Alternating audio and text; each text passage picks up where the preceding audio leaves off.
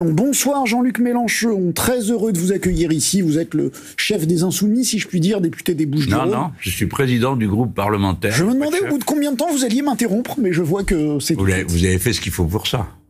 Président du groupe parlementaire des Insoumis. Oui, parce que vous êtes chef de la rédaction, vous. Pas du tout. Bon. Mais alors moi, pas du tout. Alors que vous êtes en vrai le chef des Insoumis, même si ça ne s'appelle pas comme ça. Mais il faut pas faire ça. C'est le 150e anniversaire de la Commune de Paris. Et figurez-vous que les gens de ma petite patrie comtoise, en Arbois, avaient dit, dorénavant, c'est l'égalité, il y aura plus de chef. Et quelqu'un a dit, ça, c'est pas de mal la veille. Alors le gars a dit, puisque c'est comme ça, on s'appellera tous chef. Et c'est pourquoi vous entendez souvent des gens dans les bistrots ou ailleurs dire bonjour chef. Voilà. Et vous êtes tous chef à la France Insoumise, c'est pas vous? Oui, plutôt oui. Ouais, bien sûr. C'est le naturel de mes amis qui les porte à être insoumis, pas seulement en face des règles de la société. Mais aussi en face de vous. Mais aussi en face de vous. Bon, encore heureux. Pendant cette émission, vous allez être interpellé, c'est la règle, par des Français, par l'entremise d'Adrien Rohard, qui est face à vous et que je salue. Bonsoir mon cher Adrien. Bonsoir Gilles, bonsoir Jean-Luc Mélenchon. Alors c'est votre première dans cette émission, vous ne vous êtes pas encore frotté à la faconde de nos observateurs citoyens, c'est comme ça que nous les avons appelés. Des Français qui ont plein de choses à vous dire et en effet, je vous les présente tout de suite. Vous découvrirez Anne Vetter-Tifrit, elle a l'Alsace au cœur puisqu'elle est originaire de Bischofsheim, c'est à côté de Strasbourg. Elle est chef pour le coup, mais chef d'une entreprise et elle reviendra sur la polémique de la mosquée strasbourgeoise. Idriss Niang, lui, est originaire de Drancy en Seine-Saint-Denis où l'épidémie de Covid est à son paroxysme. Il est président d'une association d'insertion et connaît bien son territoire. Il vous dira notamment à quel point c'est dur d'y être étudiant en ce moment. Direction Marseille également, on ne pouvait pas tout à fait faire autrement avec vous Jean-Luc Mélenchon. Séverine Gilles y habite, dans les quartiers nord. Elle s'occupe d'une association de parents d'élèves et elle vous a déjà vu en meeting sur les plages du Prado, figurez-vous, ce qui ne veut pas dire pour autant, et loin s'en faut, qu'elle est d'accord avec vous. Vous l'entendrez dans un instant. D'abord, à Marseille, personne n'est d'accord avec personne. C'est la règle de base et c'est ce qui fait la joie de vivre de cette ville. Il n'y avait pas de raison que je sois le seul à être interrompu. Absolument, et nous retrouverons également en direct depuis cette bonne ville d'Annecy, Antoine de Meyer. Il va rester avec nous une partie de l'émission. Il est conducteur de bus. Alors lui, pour le coup, il en a ras-le-bol, mais alors archi ras-le-bol de la politique et des politiques, mais il avait quand même très envie de parler avec vous. Donc vous pourrez échanger dans un instant. Peut-être réussirez-vous à le convaincre de voter pour vous. Non, je crois pas. En 2022. Mais enfin bon, on verra ce que là où la conversation nous porte. À tout de suite, Antoine. À tout de suite, Antoine. On va commencer par le Covid, évidemment. Question simple qui s'énonce clairement, mais la réponse est peut-être plus difficile. Faut-il maintenant fermer les écoles? Alors, j'adore le moment politique parce que ceux qui sont au pouvoir fichent une pagaille indescriptible et nous sommes sommés ensuite de dire doit-on faire ceci ou cela alors que nous n'avons pas les éléments. Alors, ce que je peux dire, c'est que premièrement, constatons que si on est dans cette pagaille, c'est parce que les décisions qui ont été prises au sommet y conduisaient directement. Je vous donne un exemple. Il était convenu au départ que pour un enfant détecté comme Covid, on fermait la classe. Bon. Ce qui est le cas aujourd'hui. Voilà. C'est redevenu le cas. Mais auparavant, on est passé par une phase où il en fallait 3. Il y a ni vous ni moi qui ne sommes très intelligents.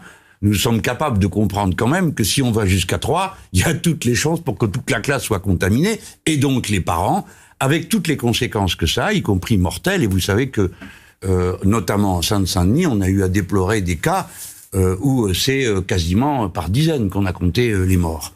Alors, évidemment, rien n'est plus précieux que nos gosses. Donc, on prend que des décisions qu'on a mûries. Si le danger est extrême, naturellement, il faut fermer les écoles. Mais on peut peut-être s'y prendre autrement.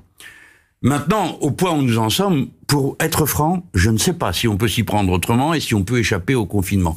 Mais en tout cas, il me semble qu'en toute hypothèse, il faut maintenant commencer un peu à réfléchir avant, au lieu de laisser les situations se dérouler. Par exemple, nous devons penser à séparer toutes les classes en deux. Donc pour ça, organiser des études surveillées où l'on pourrait recruter ces milliers de jeunes gens qui sont bien formés et qui pourraient... C'est le cas au lycée. On pourrait introduire on pourrait avoir pour objectif, dans chaque salle de classe, au lieu de dire il n'y a qu'à ouvrir la fenêtre toutes les heures, quelle que soit la température, eh bien dans chaque salle de classe, il nous faudrait un purificateur d'air. Encore faut-il l'avoir. 4 ou 5, comme vous dites, il y a 4 ou 5 entreprises dans le pays qui sont capables d'en produire. Mais comme personne ne leur a rien demandé, comme rien n'est organisé, comme on n'a pas développé les chaînes, je doute que si j'en donnais l'ordre, à supposer que demain j'ai à m'en occuper, séance tenante, on est le nombre dont on a besoin. C'est pourtant une machine d'une simplicité totale. Elle n'a rien de techniquement extraordinaire. C'est un coup d'ultraviolet qui tue tout ce qui passe dans l'air et qui est aspiré dans cette machine elle-même.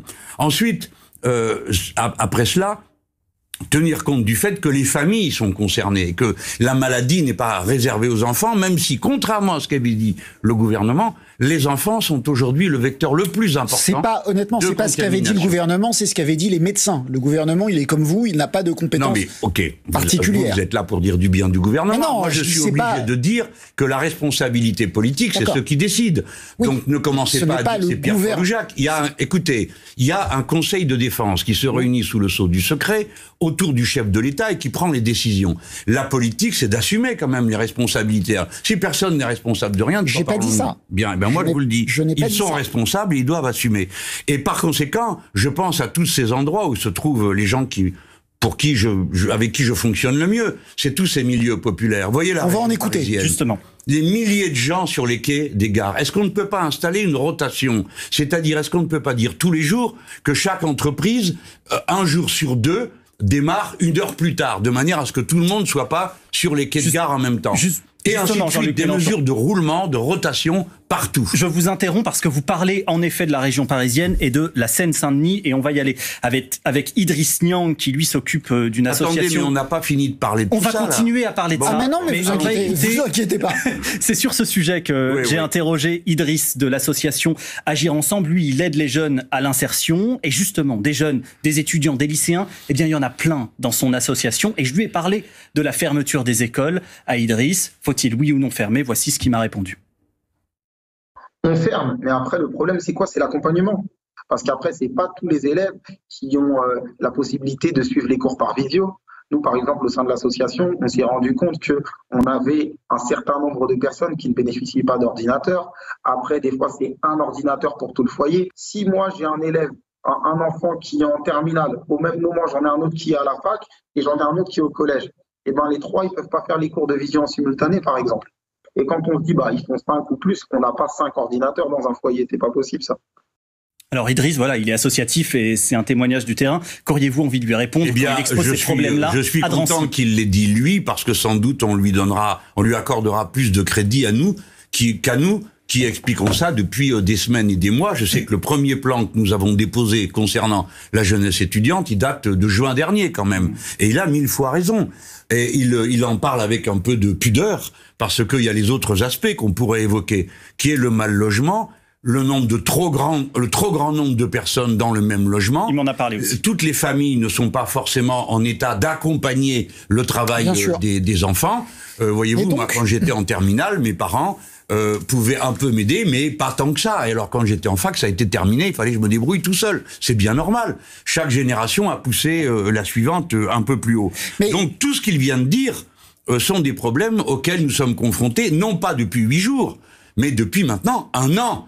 Ça fait donc 1 an qu'on sait qu'en cas de reconfinement, il faut équiper les familles pour qu'elles disposent des moyens numériques de participer à leur scolarisation. On va donc avoir un énorme retard. On va avoir des décrocheurs. J'avais proposé à la fin de l'année précédente que, à la rentrée, on fasse un bilan avec tous les gosses qui reprenaient les études. Je parle à l'école primaire, mais ça vaut aussi pour les collèges, qu'on fasse le bilan et qu'immédiatement on recrute, comme l'ont fait les Italiens, plusieurs milliers d'assistants de professeurs, parce que je le rappelle, professeur c'est un métier, ça ne s'improvise pas, mais un professeur est capable de guider une équipe d'assistants. Eh bien, si l'on prenait 100 000 de nos jeunes qui sont en fac, dans les 3 premières années ou après, ils seraient en état d'aider les professeurs à accompagner avec une certaine, rigueur disciplinaire, pas au sens de la discipline, mais du contenu des enseignements pour aider. Il faut tout faire pour rattraper les décrocheurs qui auront décroché. Mais quand je dis décrocher, c'est pas dire qu'ils aient quitté. Puis-je vous poser une question? Ils sont plus d'équerre, ils sont plus au niveau auquel ils devraient être. Même, alors je vais essayer de vous faire dire du bien d'Emmanuel Macron, je suis pas certain d'y arriver, même si c'est pas votre meilleur ami politique. Est-ce que vous comprenez... Mais pourquoi est-ce que vous donnez un objectif pareil? Pourquoi vous voulez essayer de faire... Je ne sais pas, c'est mon goût des défis. Ah bon, d'accord, parce que moi, non, mais c'est juste pour le renseignement, je suis président d'un groupe d'opposition. Mais j'ai bien compris, ça m'a pas échappé. Il faut admettre cette idée que l'opposition est légitime. Non mais attendez, c'est pas à vous que je parle là, d'une certaine manière. Est-ce que je peux poser ma question? Oui, mais d'accord, attendez d'abord que je la commente. Il est important de comprendre que dans une démocratie, le rôle de l'opposition est d'être l'esprit critique par rapport au gouvernement. Non, mais je vous dis ça parce que dans l'hémicycle, souvent, on entend les majoritaires dire quoi? Vous parlez encore? Mais si vous, ça s'appelle Parlement. Si vous voulez vous taire, restez chez vous. Jusque-là, on est d'accord. Ah, ben c'est bien. J'ai l'impression moi, j'ai déjà au moins réussi à vous convaincre. Exactement. J'étais déjà convaincu. Donc, le président de la République, on a l'impression qu'il n'a pas envie de se résoudre à infliger une double peine dans les quartiers populaires parce que il a compris que le confinement, la fermeture des écoles, c'est d'autant plus dur qu'on est pauvre et qu'on a un petit logement. Et il dit que c'est souvent pour ça qu'il ne veut pas reconfiner et qu'il ne veut pas arrêter les écoles. Il se comporte d'une manière totalement irresponsable parce que, voyez-vous, qu'il ait peur, je le comprends, et en effet, nous sommes quasiment assurés qu'en cas de reconfinement général, nous aurons cette fois-ci des cas de désobéissance de masse, puisqu'on en observe déjà beaucoup, pour la raison que les gens ne croient plus à la parole officielle, qu'ils ont entendu dire que les masques ne servaient à rien, puis que les tests ne servaient à rien, puis que maintenant si, que les enfants n'étaient pas contagieux, et que maintenant c'est eux les plus contagieux. Mais je dis que cet homme n'assume pas les responsabilités essentielles qu'il devrait assumer. Il a tout misé sur l'idée qu'à un moment ou un autre arriveraient des vaccins qui protégeraient la population et que ce serait un mauvais souvenir. Donc, s'il croyait ça, eh bien alors sa première tâche eût été de faire en sorte qu'on ait des vaccins. Soit que nous soyons capables, nous Français, d'en produire, mais maintenant, comme vous le savez, il y a une tiers-mondisation de l'hôpital et de la recherche en France du fait des politiques qui ont été menées. Mais alors au moins, si les autres en produisent, qu'on en ait nous en quantité à temps. Ce n'est pas possible parce que les chaînes de production ont précommandé, parce que nous nous sommes abandonnés aux mains de l'Europe, qui est un lieu d'incapacité et de nécrose bureaucratique qui fait qu'il n'y a pas de vaccin pour tout le monde. Mais le chef de l'État en France aurait pu dire, eh ben écoutez, pour cette fois-ci, puisque 2 pays ou 3 le demandent, nous en sommes à 40, il faut que la licence de vaccin soit libre. Parce que nous, Français, nous serions capables d'en produire par milliers. Ça n'aurait pas accéléré pour maintenant la fabrication. Eh bien si, je vous trompez totalement. Pour l'instant, en France, tout ce qu'on fait, c'est mettre en flacon des vaccins qui sont fabriqués en Allemagne. Mais nous sommes capables de fabriquer des vaccins. On était capable de faire des masques en tissu. Pourtant, on a été pleuré auprès des Chinois pour en avoir. On est capable de le faire. Il y a les entreprises en France pour faire tout ça. Donc, arrêtez le misérabilisme qui consiste à chaque étape à dire on sait pas, on peut pas, on peut pas, on peut pas, on sait pas. Non, si on sait, seulement il n'y a jamais eu aucune planification. Parce que, par idéologie, le chef de l'État pense que seule la main invisible du marché peut régler les problèmes et pas la réquisition des entreprises. Parce que seule l'Europe est capable de réquisitionner, d'accepter des vaccins et pas la France. Expliquez-moi voir. Pour quelle raison? Alors que depuis le mois de novembre dernier, une mission française est allée en Russie et a dit ce vaccin fonctionne. Pourquoi en est-on actuellement, au mois d'avril encore, à dire on attend l'autorisation de l'Europe? L'autorisation, pourquoi, s'il vous plaît? Ce sont les règles françaises du médicament. Un médicament ne peut être mis sur le marché que si l'Agence européenne du médicament a donné son accord. Alors que oui, mais vous savez pourquoi? Puisque je vous vois bien savant. Savez-vous que la santé n'est pas du domaine... Mais c'est un compliment, acceptez-le. Bon, la santé n'est pas du domaine de l'Europe, je suis bien documenté. Savez-vous pourquoi c'est comme ça? Parce que, alors que la question de la santé n'est pas de compétence européenne. Absolument. Voilà, mais c'est du commerce, donc c'est de compétence européenne. Vous êtes savant vous-même. Non, moi j'ai aucun mérite par rapport à vous, j'ai juste été député européen et je m'intéresse aux questions européennes sur lesquelles j'interviens très régulièrement. Et par conséquent, voici que le vaccin étant considéré comme un médicament, comme une marchandise, nous devons attendre l'autorisation de monsieur Spunz et de madame Truc dans un bureau qui ralentissent, écoutez-moi, l'accès au vaccin. Parce que j'accuse cette bureaucratie aujourd'hui d'avoir une responsabilité dans le fait que notre peuple est démuni de vaccins. Alors, je voudrais qu'on avance. Vous avez parlé de désobéissance tout à l'heure, de révolte, de non-respect des mesures. Je voudrais qu'on écoute votre camarade François Ruffin, qui est, comme vous, député La France Insoumise. C'était à l'Assemblée nationale. Votre discours, je ne l'accepte plus. comme des millions de Français qui se faufilent dans les rues, qui se retrouvent en cachette, je n'obéirai plus. Je ne reconnais plus votre autorité. Au nom de la vie, vous devenez mortifère. Alors, il dit au gouvernement, à l'Assemblée nationale, qui est le temple de la démocratie, il dit « Je ne reconnais plus votre autorité au gouvernement ». Est-ce que c'est bien républicain comme comportement? Écoutez, je vous propose de l'interroger vous-même. Et de l'inviter sur votre plateau et de lui demander le fond de sa pensée. Mais attendez, mais moi, c'est pas l'armée, mon truc, c'est un groupe parlementaire. Les parlementaires s'expriment chacun librement. Donc, il s'est exprimé à sa manière, et je n'ai pas l'intention... Est-ce que vous auriez prononcé les mêmes mots que lui, par exemple? Moi, non. Moi non. Pour dire les choses clairement. Non mais attendez, François remplit un rôle d'éclaireur que je juge fondamental. François exprime quelque chose qui est dans la population française. Vous êtes candidat à l'élection présidentielle. Exactement. Il est légitime que je vous demande si vous, comme lui, si vous me demandez à moi, est-ce que vous prenez la désobéissance civile? C'est pas ça. Alors maintenant, c'est ce que je fais maintenant. Non. Maintenant, mais vous avez commencé par autre chose. Ce que vous espérez, c'est que Ruffin ayant dit une chose, moi je dise le contraire, et demain on puisse avoir un petit buzz. Mélenchon et Ruffin, la guerre, allez vous faire voir. Ma question. Pourquoi vous me parlez comme ça? Mais parce que votre procédé est fourbe. C'est normal. Vous êtes tous les deux députés du même groupe. Il dit une chose. Je voulais savoir si vous étiez. Mais vous savez que nous sommes deux personnes différentes. Vous l'avez remarqué, comme vous et votre copain là qui est à côté. Je l'ai tout à fait remarqué. Pas aux deux en même temps. Je l'ai tout à fait remarqué. Donc je vous demande, vous, candidat à la présidence de la République, vous ne prônez pas la désobéissance civile. Mais vous venez vous-même de donner la réponse. Je suis candidat à l'élection présidentielle. Par définition, je ne peux pas appeler à la désobéissance. Pour deux raisons. La première qui est liée à ma situation singulière. La seconde est que j'ai observé que dans toutes les périodes de crise, les sociétés se serrent les coudes. Et que mon devoir est toujours de proposer une manière de serrer les coudes qui nous permette de sortir par le haut. Et je n'arrête pas de faire des propositions. Ça fait des mois que j'en fais. Nous avons déposé, notre groupe, inclus François Ruffin, 14 propositions de loi. Nous avons fait un rapport sur le bilan du premier confinement. Nous avons fait des propositions dans tous les domaines. Elles ne sont jamais prises en compte. Alors je comprends qu'un homme comme François, qui est l'expression de quelque chose qui est sur le terrain, que mes Marseillais qui sont venus faire un carnaval à 6500... C'est la prochaine question. Non, mais c'est le même sujet.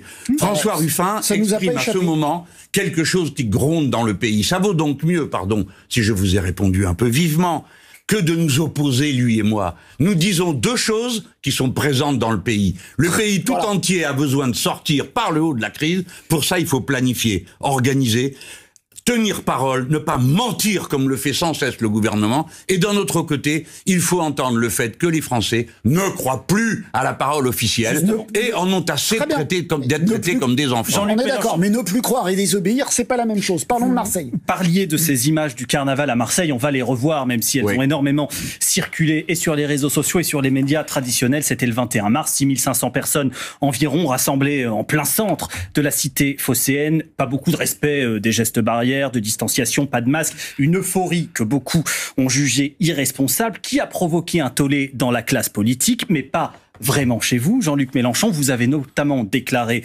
ceci: les gens qui vont faire un carnaval le font en responsabilité et ils ont raison de rire au nez des bonnes consciences qui leur font des reproches. J'ai parlé de cette phrase-là à Séverine, notre Marseillaise que je vous ai présentée tout à l'heure, et elle n'est pas tout à fait d'accord avec vous. Non. Elle voulait vous le dire. Oh, sans blague. Non, mais je pensais que vous alliez peut-être voir... Moi, je respecte beaucoup la liberté. Je trouve que la liberté, c'est très important. Cependant, on peut pas, quand on est une personnalité politique et qu'on parle au nom, on a une autre posture. On peut pas dire « ils ont raison ». Enfin, je suis désolée, aujourd'hui à Marseille comme ailleurs, on est en rouge écarlate, on a des écoles qui n'arrêtent pas de fermer, on a des cas tous les jours. Cautionner de pas avoir de masque, de pas respecter les gestes barrières avec des enfants, des adultes, quand il y a un virus qui circule beaucoup en ce moment, on peut pas dire ils ont raison. C'est intéressant ce qu'elle dit. Elle nous dit, quand on est Jean-Luc Mélenchon et qu'on veut être candidat à la présidentielle et qu'on a la posture que vous avez, on ne peut pas dire ça. Voilà. Donc, tout est dit, non? Non, mais que lui répondez-vous? Ah, faudrait savoir, puisque tout est dit. Bon, alors moi j'entends parfaitement ce que dit cette dame, et je serais pas loin, à titre d'homme, de dire comme elle, écoutez là, vous charriez un peu, quoi, parce que on dit les gestes barrières, vous en fichez, etc. Mais je suis pas là, moi, je suis lassé du fait qu'on nous demande de n'intervenir que pour faire les chiens de garde de la politique du gouvernement. Monsieur Mélenchon, dites-vous aux gens d'interdire ceci, dites que vous êtes d'accord pour supprimer cela, mais quand moi je fais des propositions, quand je fais des plans pour qu'on ne soit pas contraints à cette vie de chien, à cette vie nulle qu'on nous fait vivre depuis 1 an. Alors là, non, on me demande pas mon avis. Vous me le demandez à cet instant. Je ne suis pas le papa ni la maman de ces 6500 personnes qui sont des adultes. Dites-vous bien que des adultes, des gens qui assument leurs responsabilités, ne sont pas les enfants à qui nous serions censés, vous, classe médiatique, et nous, responsables politiques, d'aller faire la leçon et de les infantiliser. Je n'ai qu'une chose à dire à chacun, respectez les gestes barrières. Peut-être que ça vous fait suer, mais enfin, on prend plus de risques, paraît-il, en ne les respectant pas qu'en les respectant. Alors faisons ce petit effort. Vous voyez, à côté de moi, puisqu'on est à la télé, il y a un masque. Je vais le remettre dès qu'on sort de ce plateau. Je dis donc à chacun, faites l'effort de vous insérer dans le collectif. Mais je dis à ceux qui sont sans arrêt en train d'infantiliser le peuple français, ça suffit. Et ça suffit de rameuter des plateaux pour venir montrer du doigt des gens, les punir, les culpabiliser, ça suffit. Hier soir, il y avait dans un petit parc non loin de chez moi, à 19h30, une dizaine de papés assis sur les bancs. Qui était là, qui à lire, qui a regardé les gens passer. Il était 19h30 jusqu'à l'arrivée du gardien qui a fini par dire « Écoutez les gars, allez-vous-en de là ». Alors ils se sont levés, bonasque en disant « Ah, vous nous faites suer, etc. » Il était 19h30. Attendez-vous dorénavant à ce que les gens ne supportent plus cette discipline et arrêtez de les engueuler. Parlez-leur avec plus d'affection. Faites-leur comprendre qu'on peut s'en sortir autrement. Je ne suis pas là pour servir de roue de secours à ce menteur de monsieur Véran ou à ce pauvre monsieur Castex qui ne sait plus où il en est. Mais quand il dit qu'il faut porter un masque, Olivier Véran, c'est pas un menteur, vous l'avez dit vous-même. Eh ben, il est bien que vous soyez là, mais le problème, c'est que vous êtes là qu'au moment qui vous intéresse. Mais il y a quelques mois de ça... Moi ? Oui, vous, c'est à vous que je parle. Il y a quelques mois de ça, dans l'hémicycle, monsieur Véran refusait de répondre quand on lui disait « L'Organisation mondiale de la santé dit qu'il faut... » Tester encore. Ils ne répondaient plus. On leur disait, il faut mettre des masques. Ils disaient, oh, ça sert à rien. Il faut tester. Ces gens-là, depuis, ont changé d'avis. Mais monsieur, vous, moi, nous suivons, parce que c'est notre boulot, vous êtes journaliste, moi je suis responsable politique, alors tous les jours on me donne des papiers, des fiches, et il faut que je vois où on en est, il est tôt de ceci, il est tôt de cela. Mais les braves gens qui écoutent, eux, ils ont toute leur vie à gérer. Hein? Alors ils sont pas là tous les jours à lire les papiers et tout ça, et ils écoutent les voix officielles. Alors qu'est-ce qu'il dit ce monsieur à la télévision, que c'est le ministre, qu'il a l'air si intelligent. Un jour il dit que les masques servent à rien, le lendemain que s'ils servent à quelque chose. Qu'est-ce qu'il va nous dire demain? Les gens ne les croient plus. D'accord. Donc il faut donc, écoutez-moi, il faut une autre pédagogie politique. D'accord. La France n'est pas une start-up. Elle est composée de 67 millions de personnes qui réfléchissent avec leur tête et qui ont besoin d'être convaincus, parce que dans une démocratie, on doit convaincre les gens. Et les gens ils sont braves comme pas un. Ils ont tout accepté, tout subi, se sont enfermés entre eux alors que c'était invivable. Et maintenant, ils n'en peuvent plus. L'intelligence politique, c'est de trouver une porte de sortie. Pas de faire comme fait monsieur Macron, qui se cache en disant pourvu que ça s'arrange tout seul, parce que comme ça, je serais pas obligé de confiner. C'est ça qu'il se dit. Où sont les vaccins, monsieur Macron? Qu'est-ce que vous faites? Monsieur Netanyahou, il appelait nuit et jour les responsables qui produisent des vaccins pour en avoir pour son pays. Et vous, qu'est-ce que vous foutez? Vous avez dit, vous entendiez avec madame Merkel, et madame Merkel, elle a dit qu'elle est prête à prendre du vaccin russe à la première occasion. Les Hongrois l'ont déjà fait. Les Italiens disent qu'ils vont le faire. Ah, parce que c'est russe, vous en voulez pas. Tant que vous n'avez pas l'autorisation du président des États-Unis d'Amérique. Je précise que Christian Estrosi vient d'en commander pour la ville de Nice. Alors, ce qui est bien avec vous, c'est que vous êtes une sorte de question à vous tout seul, n'est-ce pas, Adrien? Absolument. Et d'ailleurs, on va parler de vous, Jean-Luc Mélenchon. Mais c'est pas très intéressant. Mais si, ça va l'être. Vous allez voir. Vous vous intéressez pas. Je ne sais pas quel est votre rapport à votre ego, mais j'ai posé à nos observateurs citoyens la question rituelle de savoir ce qu'ils pensent de vous. Et alors, du vôtre, qu'est-ce qu'ils en ont dit de votre ego? Parce que vous êtes tous les jours là devant la télé. Je suis pas candidat. Non, mais vous êtes là. Est-ce qu'on peut avancer? Non, mais c'est bien ça l'avantage, c'est que vous êtes candidat à rien, vous êtes nommé. Voilà, nous on s'intéresse à vous parce que c'est la démocratie. On y va. Oui, c'est la démocratie, comme il dit. Mais justement, dans les rédactions aussi, il devrait y avoir de la démocratie. Ça serait bien qu'on vote de temps à autre. Et que les gens qui payent la redevance puissent voter pour désigner sur une liste d'aptitude, évidemment. Bien sûr. Tout le monde n'est pas journaliste, c'est un métier. Et que jugera qui? Bon, bref, c'est pas le débat. Avançons. Tout n'est pas. On peut avoir le débat. Tenez, on peut avoir tous les débats. Totalement hagiographique dans ce qu'on va entendre dans un instant, mais pour autant. Non, mais ça va être la surprise pour moi. Laissez-moi ne me dites pas que ça ne sera pas des compliments qu'on va entendre sur moi. Vous allez des critiques. Vous allez voir. Vous allez voir. Il y en a quelques-uns, Jean-Luc Mélenchon, puisque pour nos observateurs citoyens, vous êtes déjà un personnage. Alors pour moi, Jean-Luc Mélenchon, c'est un personnage politique que tout le monde connaît. C'est un personnage. Donc à partir de là, il vit grâce à ce personnage. C'est l'image d'un personnage avec un fort caractère, un fort tempérament, avec beaucoup de conviction. Il y a un orateur quand même qui a des qualités en tant qu'orateur. Je pense qu'en fonction de son auditoire, il doit parfois un peu arranger les choses pour être aimé. Par contre, je connais énormément de gens à qui il fait extrêmement peur. Moi, j'ai rarement vu des gens avoir peur vraiment de personnalités politiques. Il est clair qu'il est là depuis longtemps, au contact, selon moi, avec les habitants. Mais qui est peu rassembleur. Et du coup, voilà, je crois que c'est un petit peu son talon d'Achille, ça. Je pense qu'il n'est pas capable aujourd'hui de soutenir une autre personne que lui. Il incarne trop Jean-Luc Mélenchon. Je pense que pour faire de la politique, il faut penser beaucoup à soi. Et là, pour le coup, la gauche qui a besoin de se renouveler, qui a besoin de changer, qui a besoin de retrouver un peu ces hommes et ces femmes de tête, à un moment donné, il faut qu'ils soient ensemble parce que sinon, je ne crois pas que de façon isolée, ils arriveront finalement à faire grand-chose.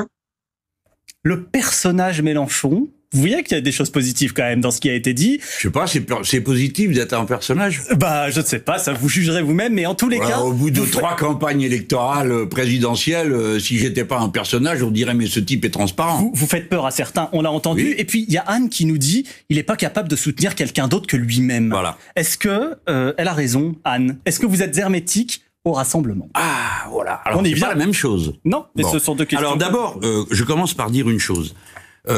Il est normal que je sois un homme clivant. Ce sont les circonstances qui m'ont sélectionné. Et j'ai été sélectionné par les circonstances parce que je clivais. Au lieu de m'abandonner mollement à ma vie tranquille de socialiste de l'époque, j'ai rompu.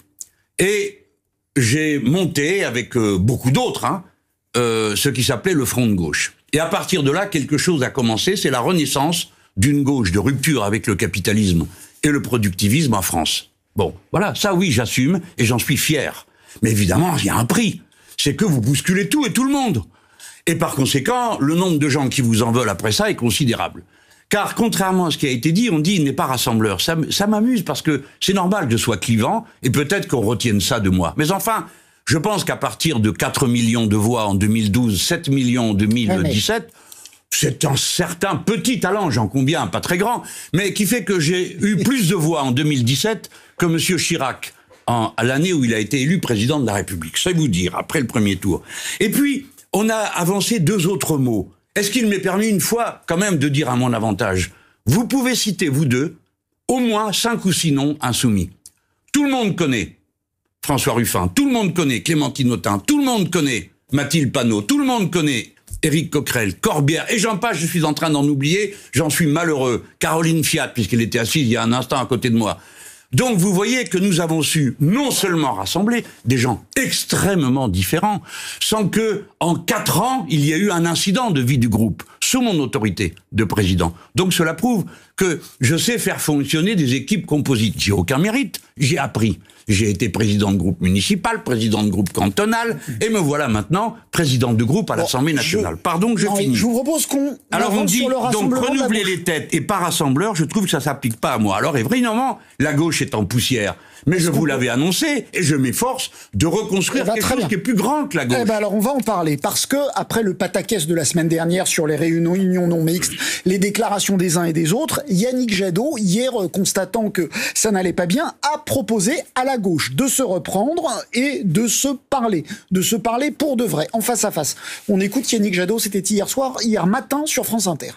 Je veux lancer un appel à Anne Hidalgo, à Olivier Faure, à Julien Bayou, à Christiane Taubira, à Jean-Luc Mélenchon. Il faut que dans les jours qui viennent, on se mette autour d'une table, qu'on se voit, qu'on se parle, qu'on se mette d'accord pour construire le grand projet d'espérance dont nous avons besoin pour 2022. Est-ce que vous irez à cette rencontre? Je sais que vous vous êtes parlé cet après-midi, vous vous êtes dit quoi? Oui, ça vous regarde pas. Je vais vous dire les conclusions sur lesquelles nous sommes. C'est de la politique, ça nous regarde un peu. Et alors, la politique, c'est pas que... Alors, les conclusions, vous avez raison. C'est la tyrannie. Les conclusions, la transparence absolue. Vous avez parfaitement raison. Ouais, moi, je vous l'accorde. Ah oui, c'est comme ça, la vie. Je vous l'accorde. Quand même, vous voyez, on arrive à tirer quelque chose de vous. Alors, commençons d'abord par dire que non, je ne suis pas d'accord avec votre présentation. Les déclarations des uns des autres, de quoi vous parlez? Il y a une opération, un coup monté par l'extrême droite et les macronistes. Est-ce que vous voulez bien me répondre? Vous avez dit, je vais dire les conclusions auxquelles on est. Alors dites-moi les conclusions, et puis de toute façon, on en parlera de cette situation. Ah bon? Pourquoi pas maintenant? Parce que si vous voulez, on va répondre à une situation qu'on n'a pas décrite. Il y a un coup monté qui a commencé sur un plateau de radio aussi, figurez-vous. Sur Europe 1. Voilà. La jeune présidente de l'UNEF vient, elle est invitée pour parler de la situation sociale des étudiants, et après la première question, la deuxième, c'est les groupes de parole. Et tout d'un coup, suivant la tactique de combat qui est dorénavant celle de l'extrême droite relayée par les macronistes, on prend un mot, et à partir de groupes de parole, on en déduit que c'est des groupes de parole interdits aux Blancs, c'est donc des réunions interdites aux Blancs. Et démarre une semaine folle, où l'on voit une chose incroyable, en 4 jours, des organisations d'extrême droite et certaines organisations confessionnelles communautaires comme le CRIF demandent la dissolution de l'UNEF. La dissolution d'un syndicat. Dans ce pays, jamais aucun syndicat n'a été dissous, sinon dans les dictatures. À gauche, personne ne le demande. Ah ben encore heureux. Non mais donc vos partenaires, donc. Non mais vous avez tort, là vous embrouillez. À gauche, rien du tout. Mais écoutez-moi. Personne ne le demande, mais toute une partie de la soi-disant gauche a refusé de défendre l'UNEF. Il a fallu que ce soit, je crois, 500 anciens de l'UNEF. La soi-disant gauche, c'est le PS en l'occurrence. Mais bien sûr, mais c'est vous qui l'aurez nommé. Bien sûr, c'est eux. On a entendu certains dire que c'était à vomir les réunions, les groupes de parole. Ça existe depuis 1930. Et c'était un progrès de la politique d'être capable d'intégrer les méthodes de la psychologie dans la politique. Moi-même, j'étais pas préparé à ça. C'était pas mon avis il y a 10 ou 15 ans. Jean-Luc Mélenchon, il y a un débat. Dans cette émission, il y a un débat. Le débat est organisé autour de ce thème, donc vous aurez tout loisir d'en parler avec Pierre-Henri Tavoyot qui va nous rejoindre tout à l'heure. Vous voyez, je lui cède ma place. Je lui cède ma place pour vous interpeller. Non, mais attendez, vous avez dit... Yannick Jadot propose que la gauche se rassemble. Est-ce que vous irez Beaucoup ont dit oui, Olivier Faure a dit oui. Rebelote encore un coup. Je peux dire, Benoît Hamon a dit oui. On n'avait pas bien compris. Fabien Roussel a dit oui. Oui, on a bien compris. Ça y est. Et pourquoi vous êtes désagréable? Mais parce que je suis pas désagréable, c'est vous qui êtes désagréable. Je peux dire qui a dit oui ou non. Voilà, c'est ça. Voilà. Comme ça, la politique ramenée à la simplification infantilisante. D'abord, commençons par tirer la leçon d'un événement majeur que vous n'avez pas tiré, que vous ne voyez pas et qui que ne je vois très bien. Je vous remercie. Oui, mais c'est bon. L'événement, c'est le retournement de situation, monsieur le commentateur. Il y a une semaine, monsieur Jadot disait qu'il était candidat d'un espace entre Macron et Mélenchon. Et maintenant, je suis invité à participer à un espace qui me contient. Avouez que c'est un retournement de situation très intéressant. Très intéressant. De même, les Verts ont enfin compris, et j'en suis heureux, que les assauts de l'extrême droite, quand ils frappent, il vaut mieux se serrer les coudes tous que de donner en quelque sorte, de la matière à l'offensive de l'extrême droite. Yannick Jadot a condamné, comme le PS, Yannick Jadot a condamné les réunions non mixtes. Il a dit que lui, il ne voulait pas pratiquer ce genre de choses. Nous verrons. On va en parler tout à l'heure, vous m'avez dit, je serai prêt à y répondre. Mais d'abord, commençons par ça. Deuxièmement, s'il y a des réunions, on ira. Pourquoi? Écoutez-moi, pourquoi? Mais parce que ça fait des mois qu'on propose qu'on se réunisse pour parler de quoi? De contenu de programme. Arrêtez la comédie sur l'union, parce que je sais à quoi elle sert. Elle sert juste à dire « Ah, il faut l'union, sinon vous avez perdu. » C'est pas prouvé. La confusion nous perdrait. Notre problème, ce n'est pas l'union ou la désunion, c'est l'abstention. Et l'abstention ne dépend pas du fait que nous tombions tous d'accord et nous sautions au cou. Ça fait des mois qu'on dit qu'il faut qu'on parle du programme. Alors, parlons des éléments du programme. Attendez, on est prêt à parler de tout, mais je ne veux pas qu'à la faveur des circonstances présentes, on fasse comme s'il n'y avait pas un danger extrême. Je propose qu'on commence, et c'est ce qu'on s'est dit tous les deux, et il m'a semblé qu'on en était d'accord, Yannick Jadot et moi, qu'on commence par dire que nous serrons les coudes face à l'offensive de la droite et de l'extrême droite, mais surtout des macronistes, parce que c'est eux les pervers qui lancent des débats, qui excitent sans arrêt. Est-ce que vous avez regardé la déclaration, je sais pas, on va parler de la mosquée après, c'est ça? Oui. Bon, alors on le verra tout à l'heure, mais cette déclaration invraisemblable de Madame Schiappa, qui dit que les prêches des imams doivent recommander les mariages gays, mais est-ce qu'elle oserait demander ça à l'Église catholique ou aux rabbins de France? Bien sûr que non. Elle confond tout, elle le fait pourquoi? Pour s'exposer à une réponse négative qui lui permette une fois de plus de montrer les musulmans du doigt. Par conséquent, la première tâche que nous avons à faire, et c'est ce que je dis à Yannick Jadot et à tout le monde, il faut se regrouper pour faire face à l'offensive de l'extrême droite et des macronistes. Je donne une date. Le 7 avril prochain, nous tiendrons une nouvelle réunion des organisations qui sont prêtes à faire face à l'offensive contre la liberté. La dernière fois, tout le monde est venu, sauf Europe Écologie Les Verts, le PS et le PC. Donc ça là, suffit. Vous irez dans une réunion avec Olivier Faure, avec Yannick Jadot, avec Benoît. Mais pourquoi n'irais-je pas? Je n'ai pas peur de parler. Mais je vous demande. Écoutez, il y a quelques mois encore, mais ça va se retourner contre ceux qui organisent ça. Ça sera quand, cette réunion? Moi, pour l'instant, je parle des libertés. Je ne sais pas quand elle aura lieu. Il y aura des réunions, on ira. Mais je demande à chacun de bien réfléchir. Les réalités qui nous opposent ne sont pas nos caractères. Nos caractères sont ce qu'ils sont. Ce sont nos programmes. Je ne suis pas Jean-Luc Mélenchon, je suis le programme L'Avenir en commun. C'est-à-dire que sur l'Europe, je n'ai pas changé ma position. Est-ce que je peux... Par conséquent, si on fait une réunion pour qu'à la sortie on dise on est d'accord sur rien, quel est l'intérêt de faire une réunion? Donc, si j'essaye de synthétiser votre pensée foisonnante et complexe, vous êtes d'accord pour parler... Pourquoi dites-vous qu'elle est foisonnante et complexe? Il me semble qu'elle est d'une très grande simplicité. Il y a des réunions, j'irai. Je demande qu'on se coalise pour défendre la liberté. Vous irez dans une réunion pour parler de fond et de l'offensive de l'extrême droite, mais en aucun cas, vous n'accepterez de reparler de votre candidature qui, quoi qu'il arrive, aura lieu. C'est ça. C'est ça que vous avez entendu. C'est ça le résumé que vous faites de ma pensée foisonnante et complexe. Oui, enfin, c'est la conclusion que j'en ai tirée. Vous ne comprenez pas ce que je dis. Ah bah peut-être. Eh ben tant pis pour vous. Ça veut dire que vous n'êtes pas sûr d'être candidat. Tout le monde m'a entendu et a compris ce que j'ai dit. J'ai pas besoin de répondre à une réduction de ma pensée à une idiotie comme celle que vous venez de prononcer. Je vous remercie. Il n'y a pas de quoi. Je suis à votre disposition pour les suivants. Donc vous êtes aujourd'hui, vous n'êtes pas sûr d'être candidat. À l'issue de cette réunion, voilà. Vous pourriez ne pas être candidat. Oui, parce que je compte participer à la prochaine élection du pape, et puis qu'auparavant, je ferai un voyage à Mars. Très bien, merci. Merci beaucoup. J'ai une dernière question, sur les régionales, si vous voulez bien y répondre. Je réponds à tout, vous remarquez. Très bien. Par contre, je ne supporte pas vos réductions, j'ai le droit, non? Ah, tout à fait. Bon, le Conseil sanitaire laisse au gouvernement le soin de décider s'il faut voter pour les régionales et les départementales, prévues à ce stade le 13 et le 20 juin. Qu'en pensez-vous? Bon, le conseil scientifique, il a compris le risque.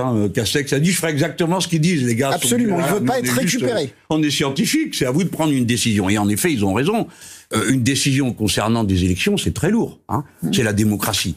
Il y en a eu 140 d'élections en situation de Covid. D'où la position qu'on tient depuis le début, c'est pas d'élection sans campagne électorale. Bon, parce que une élection, c'est pas une formalité administrative. Il faut qu'il y ait un échange. Bon, alors... Est-ce qu'on peut voter en période de pandémie? C'est possible. Ça s'est fait dans plein de pays, mais il faut se donner les dispositions pour ça. Premièrement, pour qu'il y ait une campagne. On avait fait la proposition à monsieur Debré quand il avait posé la question. Alors, quelles sont ces dispositions? Par exemple, 2 professions de foi qu'on enverrait. Par exemple, le service public de l'information pourrait organiser un débat contradictoire par semaine et par région. Ça ferait autant que nos milliers de meetings ou de réunions. Et ensuite, quand aura lieu le jour du vote, on pourrait par exemple organiser une forme premièrement, de telle heure à telle heure, les personnes les plus vulnérables. Deuxièmement, par paquet de gens, c'est-à-dire de A à M, de M à Z, deuxièmement. La rotation que vous proposez pour le reste de la société. Et troisièmement, on pourrait mettre les méthodes de prévention, c'est-à-dire des machines à purifier l'air partout, et puis les masques, vous savez, FP, je ne sais quoi, là, comme le vôtre, comme celui que j'ai là, qu'on mettrait à la disposition des gens en enfant. C'est pour dire que c'est possible d'organiser dans des conditions qui sont, après tout, peut-être moins risquées que d'entrer dans un magasin. Si vous êtes consulté par l'exécutif, vous direz oui, il faut voter. À ces conditions-là. Je lui dirais, prenez vos responsabilités. Nous vous avons dit, et vous voyez, merci d'aborder le sujet comme ça, parce que ils inventent toujours des pièges. Ils font une réunion tous les X, et on vient et on nous donne des nouvelles que par ailleurs on pourrait aussi bien donner à l'Assemblée nationale elle-même.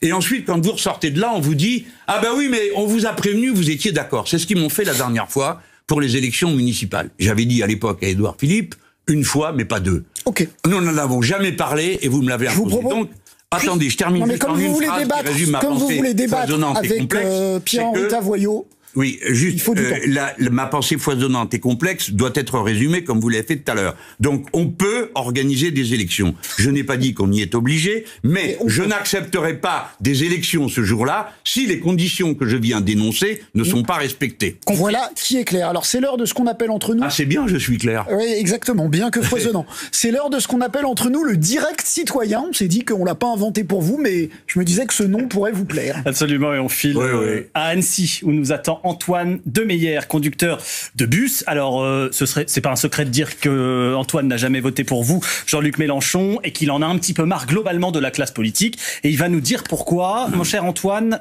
vous avez écouté Jean-Luc Mélenchon. Qu'auriez-vous envie de lui dire? Pouvez-vous nous expliquer et lui expliquer pourquoi vous êtes un déçu de la politique? Donc d'abord, bonsoir Adrien, bonsoir Gilles et bonsoir Monsieur Mélenchon. Bonsoir. Bonsoir Antoine. Alors, donc moi, ce qui me gêne en fait, et tous les politiciens en général, des promesses qui ne sont jamais tenues.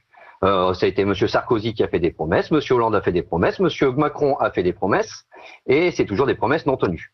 Et là, on arrive à saturation et on perd tous confiance, malheureusement, dans tous les hommes politiques. Vous vouliez parler précisément aussi des usines, je crois. Ces promesses s'appliquent aussi à ce domaine-là et ça vous tient à cœur. Oui, alors effectivement, ça me tient à cœur et malheureusement, ça va viser un petit peu Monsieur Mélenchon. Je vais lui proposer un petit retour en arrière. Donc le 16 avril 2016, l'usine Akers de Berlaymont. Je ne sais pas s'il se souvient. Attendez, j'ai pas où. Akers, l'usine Akers de Berlaymont. On était en quelle année, Antoine? 2016. Dans le Nord. 2016. Alors, on était en 2016, dans le Nord. 16. D'accord. Oui. D'accord, allez-y. Voilà. Donc, vous êtes venu. En fait, l'usine était sous d'une fermeture. Vous êtes venu. Vous aviez été invité ce jour-là, donc par les syndicats. Vous êtes arrivé un samedi matin, il y avait 200 personnes, dont moi, j'étais présent ce jour-là. Vous êtes monté sur une chaise et vous avez fait un très beau discours qui a duré environ 15 minutes. Et durant ce discours, vous avez fait des promesses. Et sur ces promesses, vous disiez, ne vous inquiétez pas, on est à côté de vous, on va continuer à se battre, votre usine ne fermera pas. Le problème, c'est que 3 semaines après, liquidation judiciaire, l'usine ferme, et par contre, plus de nouvelles de votre part. Plus de nouvelles de la France Insoumise.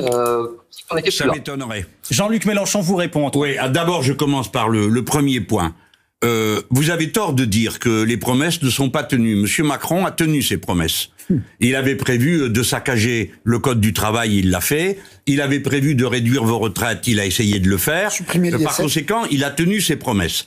Et il n'est pas le seul. Monsieur Sarkozy avait fait des promesses et il les a tenues. Travailler plus pour gagner plus, donc il a défiscaliser les heures supplémentaires, ruiner en partie la sécurité sociale, etc., etc.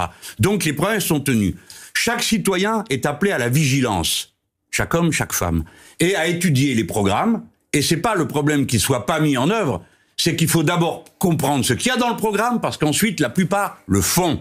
Alors ceux qui ne tiennent pas, c'est qu'ils vous disent, grâce à moi, vous aurez du travail, vous aurez l'équilibre des comptes sociaux, etc. Mais c'est à nous, au moment où nous votons, d'évaluer si c'est vrai ou pas. Alors, on me dit que vous n'avez pas voté pour moi. Cependant, si vous l'aviez fait, comme si vous ne le faites pas, vous remarquez une chose, je n'ai pas été élu.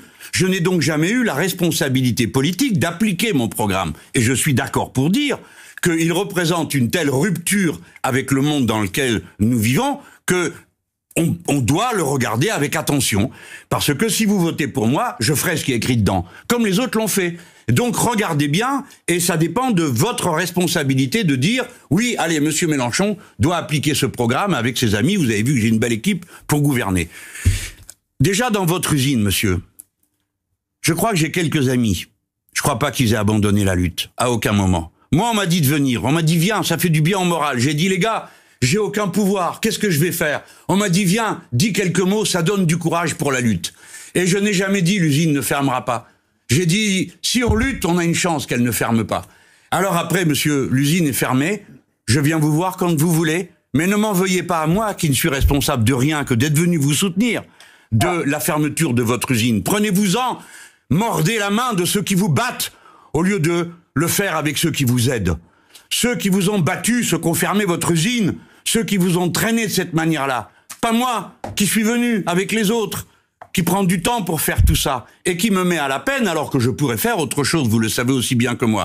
Mais c'est ma vie d'être avec vous, même si vous ne votez pas pour moi. C'est ma vie de dire qu'il faut défendre les travailleurs, et c'est la cause que je veux incarner. Merci beaucoup, Antoine, d'avoir été avec nous par oui, par non. Est-ce que vous voterez pour Jean-Luc Mélenchon en 2022? Alors, non, faites pas ça, répondez pas. Mon choix n'est pas encore fini. Par contre, je suis d'accord avec lui sur la question.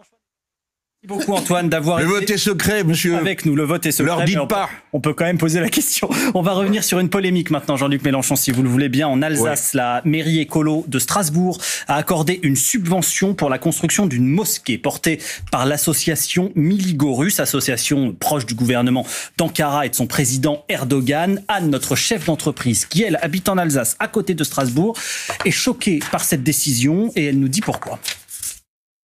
Moi, ce qui me choque à titre personnel, c'est que l'association qui diligente et qui s'occupe de l'investissement de cette mosquée a refusé, d'une part, de signer la charte pour l'islam en France et qu'elle est très impliquée pour que la Turquie sorte de cette fameuse convention par rapport aux violences faites aux femmes. Cette association, elle va trop loin, elle ne respecte pas les valeurs républicaines. Et ça, pour moi, c'est important et grave de le noter. Est-ce que ça vous choque, cette histoire de mosquée, Jean-Luc Mélenchon ? Bien sûr, mais... Est-ce que c'est une ingérence de la Turquie ? Qu'est-ce qui vous choque ? Il vaut mieux, parce qu'avant de commencer sur l'ingérence, moi je suis pas responsable des services secrets du pays, j'en sais rien. Si quelqu'un a quelque chose à dire, qu'il le dise. Non, ce qui me choque, c'est que il faut étendre impérativement à l'Alsace et à la Moselle les bienfaits de la loi de 1905. Donc supprimer le Concordat. Absolument. Parce que c'est le Concordat, une décision de Napoléon Ier, qui avait bien des objectifs et certains un peu tordus, notamment à l'égard de la communauté juive, qui a instauré ce régime où on finance les cultes. Puis les Allemands nous ont occupés et ils ont maintenu cette disposition pour pas trop choquer les gens. Puis nous avons libéré l'Alsace et la Moselle et on a dit on n'enlève pas ça parce qu'il y avait un accord qui se faisait à l'époque autour d'une coalition majoritaire de droite. C'est pas moi qui vous pose la question, c'est Anne. Elle souhaite que la municipalité de Strasbourg, à côté de laquelle elle habite... Vous savez que j'ai compris ce qu'elle a dit. Je sais. Mais d'accord. Non, c'est juste parce que si vous sentez obligé de répéter... Non, mais je voudrais qu'on gagne du temps parce que je tiens à ce qu'on fasse le débat. Parce que je sais parfaitement de quoi on parle et je comptais y répondre. Eh bien, ça tombe bien. Voilà. Alors, je suis contre le fait qu'on finance les établissements religieux. Et c'est pourquoi je parle d'étendre à l'Alsace les bienfaits de la loi de 1905, qui est une loi d'apaisement. Pourquoi d'apaisement ? Parce qu'elle nous oblige plus à avoir ce genre de discussion de fou. De savoir si telle religion c'est bien, telle autre c'est pas bien, telle association c'est bien ou c'est pas bien. Donc pour ma part, si j'avais été au conseil municipal de Strasbourg, je n'aurais pas voté la subvention, car je suis opposé au financement de toutes les religions, pas seulement l'islam, de toutes les religions, que ce soit les synagogues, les églises, les mosquées, ce n'est pas à nous de payer. Le Concordat, vous avez l'air de croire que souvent, que c'est une affaire d'Alsaciens. Mais non, c'est 65 millions par an, c'est pas les Alsaciens qui le payent, c'est tout le pays. Absolument. Et je suis contre le fait que nos impôts servent à payer des religions, d'autant que les religions sont parfaitement capables de collecter les fonds pour construire des lieux de culte. Et si elles en sont pas capables, il y a quand même un problème, je crois. Alors, donc voilà, pas de lieux de culte subventionnés et abolition du Concordat, telle est ma position. Ensuite, je voudrais que le gouvernement arrête ces provocations, parce que quand la mosquée, le chantier a commencé, que le permis de construire a été donné, le préfet n'a rien dit contre, le gouvernement de M. Macron n'a rien dit contre, le ministre de l'Éducation nationale a autorisé que la construction d'une école liée à la mosquée, une école donc religieuse sur la base du projet propre, spécifique à cette association. Et tous ces gens maintenant viennent fiche la pagaille en montrant tout le monde du doigt. Il fallait prendre vos responsabilités à temps. Maintenant, je vais vous dire, ça suffit. Vous avez vu tout à l'heure, j'ai donné mon exemple. Madame Schiappa qui vient dire, voilà, dans les mosquées, on doit faire l'éloge du mariage gay. Mais c'est ne rien comprendre à la loi. Pourquoi elle ne demande pas aux autres religions ? Parce qu'aucune ne l'accepterait non plus. Et il est normal que les musulmans, croyants à leur texte, ne veulent pas dire autre chose qu'est dans leur texte. Les lois comme celle sur le mariage pour tous, ou les lois sur le droit à l'avortement sont des lois de liberté. Vous le faites si vous voulez. Mais vous n'avez pas le droit de demander au nom de la République à des gens d'appliquer des textes qui ne les concernent pas. Jean-Luc Mélenchon, il reste 8 minutes pour le débat, hélas, parce qu'on a pris un retard infini. Merci beaucoup, Adrien. Les questions complexes, des fois, nécessitent des réponses foisonnantes, cher ami. Voilà, je pourrais poser des questions bêtes, mais je préfère essayer de poser des questions... Elle était pas mal, si c'était ça le but. Ça, c'est vraiment... Vous êtes vraiment d'une amabilité, c'est extraordinaire. Ouais, c'est vrai. Bien. Mais on se connaît depuis 30 ans. Oui, on était au PS ensemble, généralement, j'ai jamais été au PS de ma vie, et généralement, quand on se connaît depuis longtemps, on est aimable. Bref, décolonialisme... Je suis aimable, je suis taquin, c'est pas pareil. Vous aussi, vous êtes taquin, vous résumez ma pensée, vous fichez la pagaille dans mes réponses. Voilà, alors il y a donc des mots qui divisent la gauche, vous les avez cités tout à l'heure, décolonialisme ou universalisme. Dernière péripétie, les réunions dont vous avez parlé tout à l'heure. On a invité Pierre-Henri Tavoyot, qui est philosophe et président du Collège de philosophie, pour en débattre avec vous. Vous vouliez demander, je crois, des éclaircissements à Jean-Luc Mélenchon. Bon courage. Non, pas du tout. Moi, je suis très content d'être présent et de débattre justement sur le fond. Moi, ce qui m'intéresse, c'est d'essayer de comprendre votre position et la cohérence de votre position, parce que je crois comprendre qu'il y a 3 possibilités. Vous déclarez universaliste. Universaliste, c'est le genre humain existe, international, le genre sera le genre humain, et il n'y a pas de différence essentielle. Tous les êtres humains sont dignes. Semblables. C'est le mot semblable. Oui, semblable et digne, parce que la similitude n'est pas forcément. Deuxième thèse, alors effectivement, ce qu'on appelle le différentialisme. Le différentialisme, c'est de concevoir l'humanité non pas comme une unité, mais au contraire comme une mosaïque, avec l'idée que chacun doit être chez soi et les vaches seront bien gardées. À mon point de vue. Oui, mais malgré tout, notons quand même que défendre les réunions non mixtes, ça pointe un peu dans ce côté. Non. Troisième position que vous avez aussi défendue, qui est une sorte, de motion de synthèse digne du PS, mais qui est une idée intéressante, c'est l'idée d'Édouard Glissant, la créolisation. La créolisation, c'est l'idée d'un métissage qui produit de l'inattendu. C'est quand les identités produisent des différences, quand les différences produisent des identités. Alors évidemment, ces 3 positions, vous les avez tenues, notamment la créolisation, je crois, dans un discours récent. Très récemment. Dans une interview dans Libé hier encore. Oui, elles sont intéressantes, mais elles sont assez largement incompatibles. Donc voilà, quel est le fil conducteur de votre pensée ? Et dans la continuité, parce que rappelez-vous ce que vous avez dit aussi avant. Oui. Alors, il est vrai que je suis comme tout le monde, et comme vous en particulier, c'est-à-dire que j'évolue. Je ne suis pas une brute qui a un point de vue et le défend tout le temps, quelles que soient les circonstances. Je rencontre les autres. En passant d'une chose à son contraire, parfois, sur certains thèmes. Ce n'est pas mon avis du tout. Et souffrez que je vous le dise. Vous confondez un mode d'organisation particulier, dans un temps particulier, les groupes de parole, qui sont des groupes de parole souvent exclusifs. J'assume le mot exclusif, parce que c'est ce qui rend le groupe de parole possible. Pour faire simple, regardons un groupe de parole de femmes victimes de violences. Le plus souvent, si c'est dans l'entreprise, si c'est ici ou là, on a appris, nous, les hommes, qui ne le croyions pas au début, ce qui était mon cas, qui étaient choqués par les réunions du MLF, qui étaient réservées aux femmes, eh bien, j'ai compris depuis que ce type de réunion est la condition pour que la parole puisse se libérer. Maître, il faut bien considérer que l'effet premier du racisme ou de la discrimination, c'est terrible à dire, c'est que la victime intériorise le regard de l'ennemi, de celui qui l'a humilié. Et il faut donc qu'elle s'en libère par la liberté d'une parole entre victimes. Ça relève de la psychologie. Au départ, ça vient les groupes de parole, c'est une invention l'UNEF, c'est sa fonction, c'est sa mission. Alors, après... Non, mais c'est sa mission, l'UNEF, de faire ça. Non, mais attendez. Thérapeutique. Nous, dans la politique et dans le syndicalisme, c'était pas mon point de vue. Moi, j'ai évolué là-dessus. Nous avons fait venir à nous les techniques de notre époque. Il me semble que l'UNEF, comme un autre syndicat, il y en a d'autres qui le font des fois des groupes de parole de personnes discriminées, et à partir de là, dans le groupe de parole, en se libérant du regard des autres, ils peuvent aller aux autres ensuite, libérer du poids de l'oppression qui pesait sur eux. Autrement dit, le groupe de parole est la porte d'entrée de la lutte pour l'émancipation, qui ensuite, bien sûr, va se mener dans la société, pas dans le groupe de parole. Il n'y a rien qui vous gêne là, parce que, vous voyez, le problème de ce qu'on appelle les racisés, vous utilisez aussi cette expression, c'est que, au fond, le raciste et le racisé sont d'accord sur une chose. Il y a des catégories dans lesquelles on peut enfermer des personnes en leur ôtant toute capacité d'en sortir. Et en croyant lutter contre les oppressions, d'une certaine façon, les racisés adorent leur cause. Et c'est ça qui est très troublant. On a une sorte de logique qui est une logique... Vous enfoncez une porte ouverte, permettez-moi de dire. Retournez à Michel Benassayag et ils enseignent comment...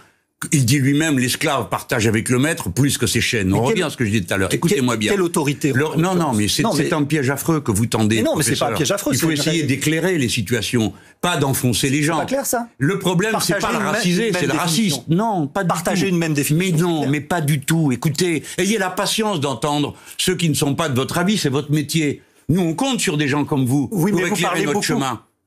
Bon, on compte sur des gens comme vous pour éclairer notre chemin. Oui, je parle trop peut-être, je peux me taire et puis vous parlez tout seul. Bon, c'est moi l'invité. Alors écoutez. Non, là c'est un débat. Attendez, là c'est un débat. Oui, mais professeur, je respecte votre point de vue, mais entendez le mien. Laissez-moi le dire. Le problème, c'est le racisme. Les races n'existent pas, mais le racisme existe. Et il y a donc des personnes qui sont assignées si j'ose dire avec des grosses guillemets, à résidence raciale, qui n'ont rien demandé, qui ne veulent pas de ça, et qui sont en quelque sorte enfermés dans ce rôle par le regard des racistes, qui étant dominants, parfois ne s'en rendent même pas compte qu'ils racisent les autres. Par conséquent, ne mettez pas un signe égal entre la victime et le bourreau. Encore une fois, ceux qui se réunissent pour se libérer en parole, en échange bienveillant les uns avec les autres, de l'introduction dans leur propre cœur du regard de l'autre, ensuite vont aller dans la société se battre pour l'émancipation. Est-ce que la France est raciste ? Oh non, Est-ce qu'il y a du racisme systémique en France ? Est-ce que l'État est raciste ? Écoutez, moi, l'État raciste, non, je ne le crois pas. Je ne le crois pas. Je pense qu'il y a un racisme qui est beaucoup plus diffusé que moi-même je ne m'en rendais compte pendant tout un temps, et je le déplore, mais la France est pas plus raciste qu'un autre pays. Cependant, comme la France est un pays qui a un passé colonial, il lui est resté toutes sortes d'habitudes, de pensées, de paroles, de mauvaises plaisanteries qui font partie d'un fond de scène. Vous, moi, qui sommes des hommes, ayant assez haut niveau de culture et de bons revenus, nous avons souvent tendance à oublier que nous sommes dans une situation de confort que ne connaissent pas plein d'autres. Est-ce qu'il y a du racisme uniquement entre Messieurs, il vous reste 40 secondes d'émission, après on va nous couper, je vous le dis. C'est souvent l'image qu'on a, c'est-à-dire l'idée qu'effectivement, il y a une sorte de modèle de ce qu'on appelle la pensée décoloniale, c'est-à-dire une sorte de... La colonisation est le crime de tous les crimes. Et elle condense cette colonisation, l'oppression de l'homme sur la femme, l'oppression de la production sur la nature, toutes les oppressions sont là. Et est-ce que d'une certaine façon, le racisme, c'est uniquement dans ce sens ? Écoutez, il nous reste trop peu de temps. Moi, je vous aurais entendu avec beaucoup de bonheur. Et si vous voulez, on se retrouve ailleurs, en public, sur une chaîne quelconque. Moi, ça sera un bonheur pour moi de parler avec vous. Je peux dire simplement ceci. Frantz Fanon a raconté tout ça dans les années 60-70. C'est là, messieurs, je suis désolé. On tombe de l'arbre aujourd'hui en découvrir que c'est une tradition française. Je ne voudrais pas que le générique... Bien sûr, il faut des nuances, vous avez raison. Mais dans le monde de short et de bruit dans lequel on est, faites des nuances avec lui, par exemple, vous allez voir. Vous êtes un peu méprisant avec, je trouve, mais non, je suis taquin, méprisant. Tout va bien. Je le taquine. D'habitude, c'est lui qui me taquine. C'était une très bonne émission. Merci beaucoup d'y avoir participé. Et les uns et les autres. Bonne soirée à tous avec les informés et Jean-François Aquini.